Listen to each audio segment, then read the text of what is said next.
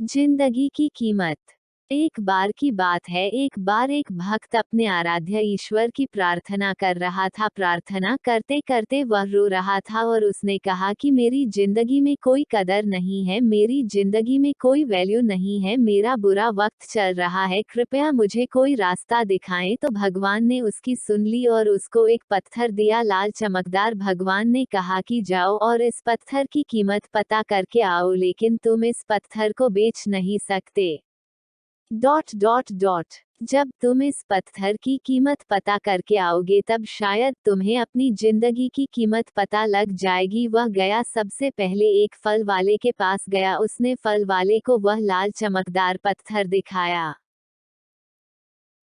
पूछा कि यह पत्थर कितने का है, तो उसने कहा कि इसके बदले में तुम मुझसे 1 दर्जन आम ले सकते हो। लेकिन उसने कहा, मैं इस पत्थर को बेच नहीं सकता, मुझे सिर्फ इसकी कीमत पता करनी है। फल वाले ने कहा कि मैं इसके बदले में आपको सिर्फ 1 दर्जन आम ही दे सकता हूँ। आगे चला गया, आगे जाकर एक सब्जी मंडी में पहुंचा। सब्जी मंडी के थोक विक्रेता की दुकान पर वो पहुंचा तो उसने कहा, ये पत्थर कितने का है। उस विक्रेता ने उस पत्थर को ध्यान से देखा और कहा कि इस पत्थर के बदले मैं तुम्हें 1 बोरी आलू दे सकता। तो भक्त ने कहा, यानी कि आपकी नज़र में इस पत्थर की कीमत 1 बोरी आलू के बराबर है। सब्जी वाले ने कहा, बिल्कुल। भक्त बोला, लेकिन मैं इस पत्थर को बेच नहीं सकता क्योंकि मुझे सिर्फ इसकी कीमत पता करनी है। वह आगे चला गया।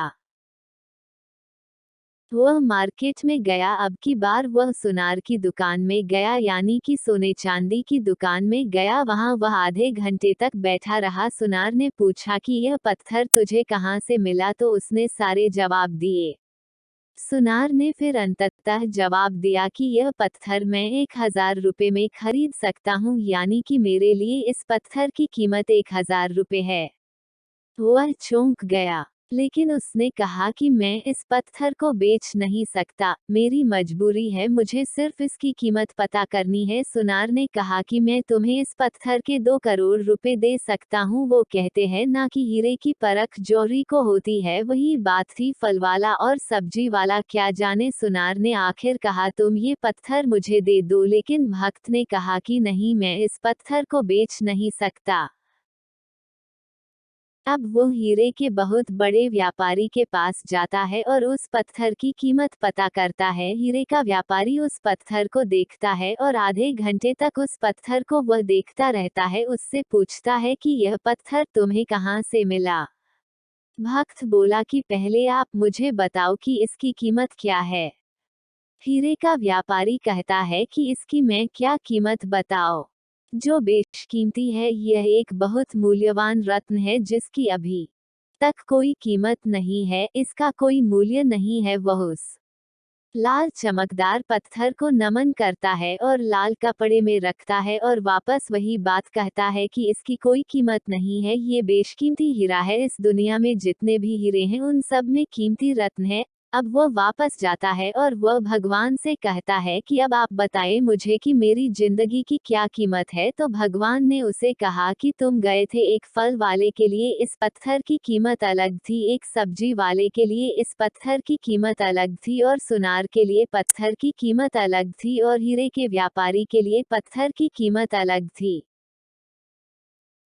तो यही बात तुम्हारी जिंदगी में भी लागू होती है, यानी कि तरह तरह के लोगों के लिए तुम्हारी वैल्यू अलग अलग है। तुम्हें अपने आप को निखारना है और अपने आप को संभालना है, अपने आप को बेहतर करते जाना है। जैसे जैसे तुम हीरे को बेचने के लिए आगे बढ़े, वैसे वैसे तुम्हें खुद को संवारने के लिए आगे बढ़ते जाना है। जिस दिन तुम हीरे के व्यापारी के संपर्क में आ जाओगे, उस दिन तुम्हारे अंदर का टैलेंट पहचान लिया जाएगा। उसी दिन तुम्हें वह अपॉर्चुनिटी मिल जाएगी या तुम्हें वह अवसर मिल जाएगा जिसकी तुम्हें तलाश है।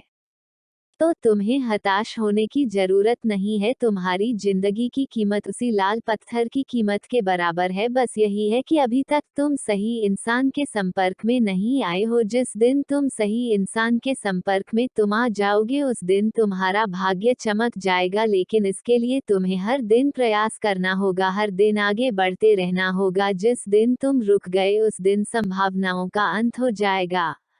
सीख। कभी भी हमें अपनी जिंदगी से परेशान नहीं होना चाहिए। प्रयास करते रहना चाहिए कि हमारी जिंदगी खुद एक दिन सफल हो जाएगी।